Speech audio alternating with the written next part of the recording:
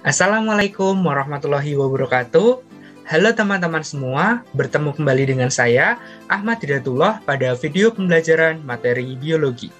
Kali ini, kita akan membahas topik protista yang akan berfokus pada protista mirip hewan. Sebelum itu, tujuan dari pembelajaran kali ini adalah setelah menyimak video, peserta didik diharapkan dapat membedakan protista mirip hewan ke dalam 4 kelompok berbeda berdasarkan alat geraknya secara jelas. Oke, langsung saja kita mulai. Seperti yang telah kita pelajari sebelumnya pada SMP kelas 7, bahwa protista adalah salah satu kingdom dari klasifikasi 5 kingdom yang dicetuskan oleh Robert Harding-Wittig pada tahun 1969. Dalam klasifikasi 5 kingdom, protista dibuat ke dalam suatu kingdom karena memiliki ciri-ciri yang berbeda dengan kingdom lainnya. Meskipun sebagian besar anggota dari kingdom protista merupakan organisme bersel tunggal, seperti pada kingdom Monera, kingdom protista dibedakan dengan kingdom Monera karena adanya membran inti sel atau disebut dengan eukariotik. Kingdom protista dikategorikan ke dalam 3 kelompok berbeda, yakni protista mirip jamur, protista mirip tumbuhan, dan protista mirip hewan. Pengelompokan protista ke dalam 3 kelompok berbeda tersebut didasarkan pada persamaan dan perbedaan ciri. Mirip artinya serupa, namun tidak sama. Dalam hal ini, protista disebut mirip karena memiliki ciri yang serupa dengan jamur atau hewan atau tumbuhan, namun tidak bisa dimasukkan ke dalam kelompok-kelompok tersebut. Protista mirip jamur dimiripkan dengan kingdom fungi karena adanya persamaan. Misalnya, sama-sama bersifat saprofit, heterotrof, serta dapat menghasilkan spora. Namun, tidak bisa dimasukkan ke dalam kingdom fungi karena adanya perbedaan. Misalnya, pada dinding sel protista mirip jamur tersusun atas selulosa, sedangkan pada dinding sel jamur sejati tersusun atas kitin. Hal yang sama terjadi pada protista mirip tumbuhan. Protista mirip tumbuhan memiliki ciri yang sama dengan kingdom plantae. Misalnya, bersifat autotrof karena memiliki klorofil. Namun, tidak bisa dimasukkan ke dalam kingdom plantae karena adanya perbedaan. Misalnya, pada protista mirip tumbuhan tidak memiliki struktur akar, batang, dan daun seperti pada tumbuhan sejati. Baik, langsung saja kita mulai memasuki bahasan inti kali ini, yakni protista mirip hewan. Protista mirip hewan dimiripkan dengan kingdom hewan atau animalia karena sifatnya yang sebagian besar heterotrof serta memperoleh makanan dari organisme lain yang lebih kecil dengan cara menelan atau memasukkan makanan tersebut ke dalam sel tubuhnya.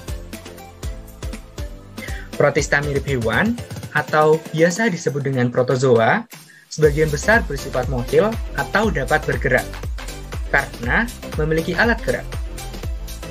Berdasarkan alat geraknya, protozoa dibagi menjadi 4 kelompok, yakni Rhizopoda, Ciliata, Flagellata, dan Sporozoa.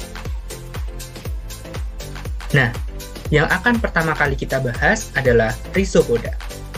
Rhizopoda merupakan kelompok protozoa yang memiliki alat gerak berupa pseudopodia atau kaki semu.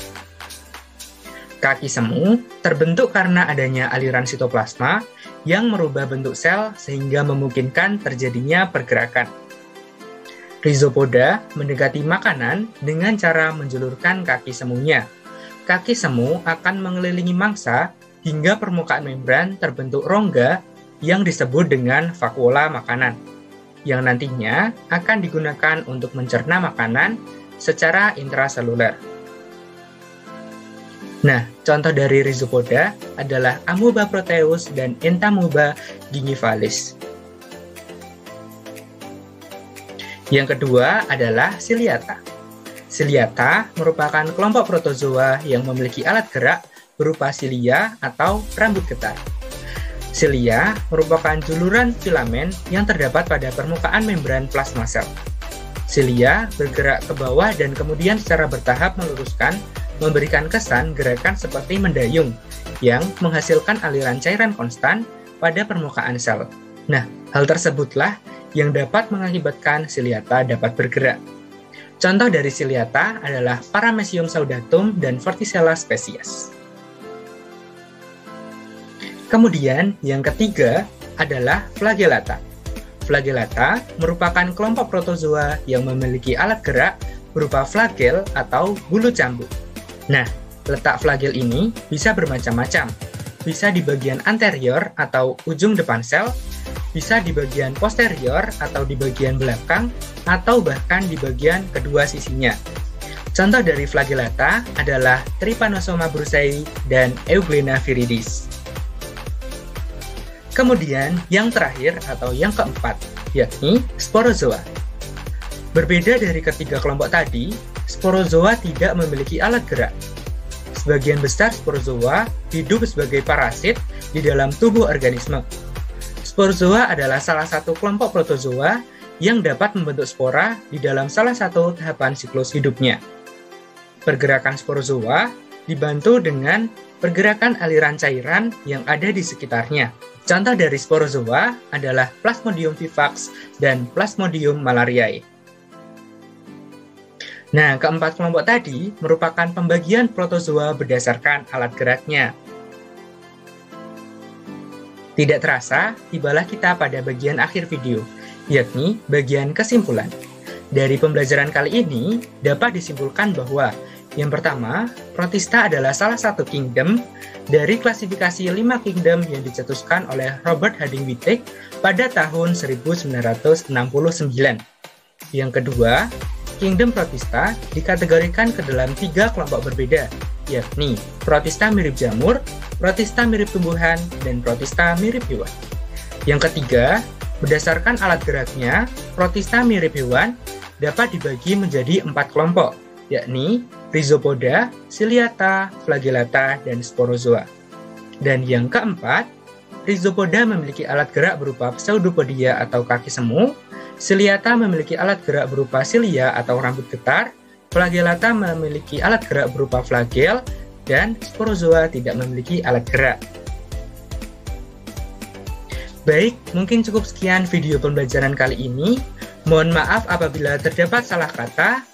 Semoga yang sedikit ini bisa bermanfaat bagi kita semua. Selamat belajar dan semoga kita dapat berjumpa kembali. Wabillahi taufiq wal hidayah. Wassalamualaikum warahmatullahi wabarakatuh.